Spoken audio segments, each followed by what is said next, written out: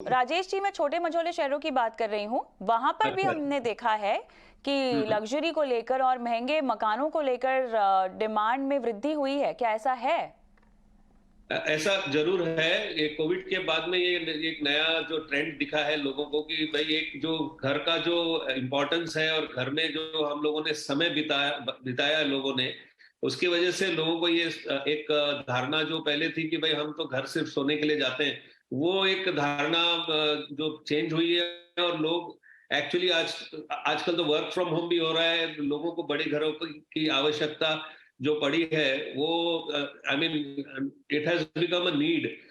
तो luxury Holmes, बड़े घर और बड़े अच्छे सोसाइटीज में रहने का जो सुख है वो लोगों को समझ में आया है। बिकॉज लोग अपने मकान को छोड़ के या बिल्डिंग को, सोसाइटी को छोड़ के जा नहीं पा रहे थे। तो एक एक अलग पर्सपेक्टिव लोगों के दिमाग में आया है।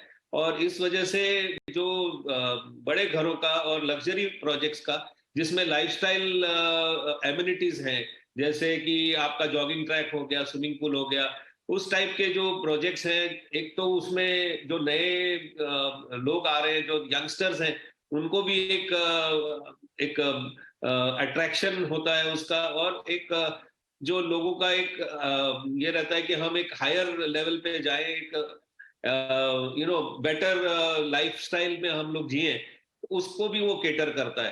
तो डेफिनेटली एक नया ट्रेंड जो कोविड के बाद देखा गया है कि नए कि बड़े और लग्जरियस हाउसिंग का एक डिमांड अच्छा निकला हुआ है, इवन छोटे शहरों में।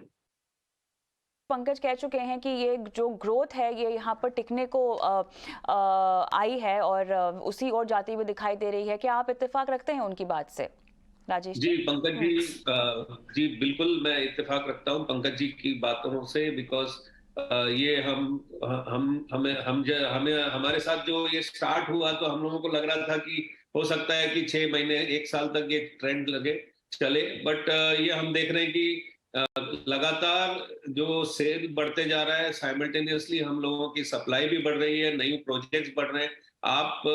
आपको जान के खुशी होगी कि maximum new projects state of Gujarat में हैं।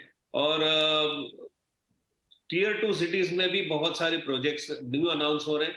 इसके बावजूद लोगों का जो बाइंग एक एपिटाइट है, वो इतना बढ़ा हुआ है कि almost we are having the least stock of in the last so many years. जो स्टॉक रहता था पहले, बहुत 4 साल का, 4.5 साल का स्टॉक रहता था, आज करीब करीब 2 साल के अंदर का आ गया है। तो अनसोल्ड स्टॉक जिसको कहते हैं। तो ये जो ट्रेंड है, in spite of the fact कि इंटरेस्ट रेट्स बढ़े हैं, in spite of the fact that rates भी बढ़े हैं पहले से, कुछ जगहों पे रेट्स काफी बढ़े हैं, लेकिन उसके बावजूद जब जो ये ट्रेंड दिख रहा है वो काफी एनकरेजिंग है हमारे रियल एस्टेट सेक्टर के लिए। और ये डेफिनेटली बढ़ता ही जाएगा, ऐसा हमें अनुमान है।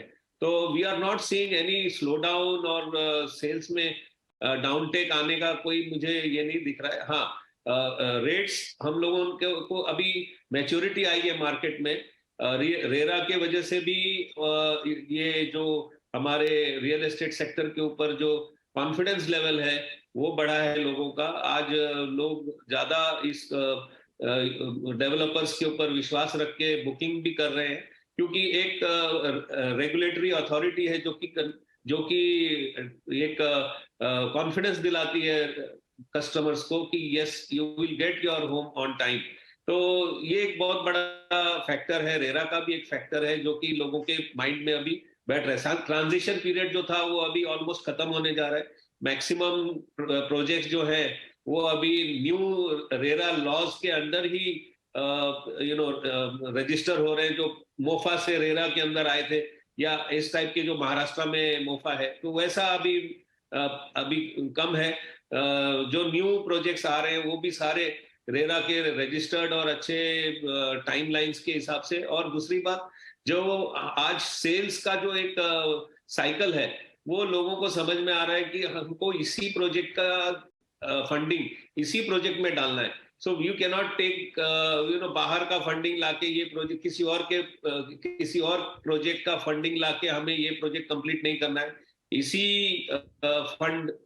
प्रोजेक्ट से जनरेटेड फंड को हमको इस प्रोजेक्ट में डाल के करना है, इस प्रोजेक्ट को कंप्लीट। तो डेफिनेटली ये फैक्टर्स हैं जिसकी वजह से डेवलपर्स भी माल जो है ना फ्लैट्स पकड़ पकड़ के नहीं बेच रहे हैं कि भाई और तेजी आएगी तब बेचेंगे। तो वो जो नॉर्मलाइजेशन हुआ है एटीट्यूड में कि भाई जो भी होगा आगे वो customers will get benefit out of it, we don't mind, but हमें प्रोजेक्ट टाइम पे कंप्लीट करना है और सही रेट में ही बेचना है। तो दोनों फैक्टर्स हैं और इस वजह से आई थिंक सेल्स वेलोसिटी बड़ी है और सेल्स में हम लोगों को ऐसा लग रहा है कि there will be definitely no let up in sales in the next few years. केवल